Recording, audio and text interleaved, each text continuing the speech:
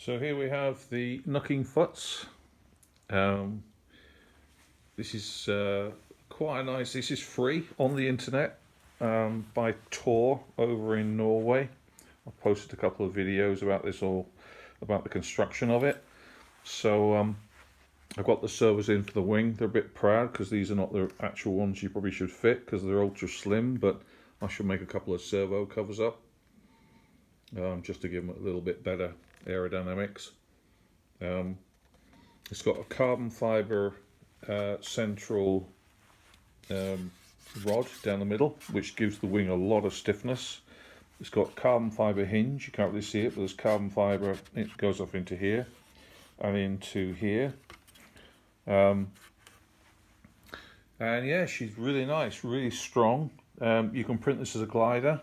This is the bigger wing. There's actually a smaller one, which means it will go even faster. And you can have it with a motor. I'm going to fit the motors in here once they've arrived.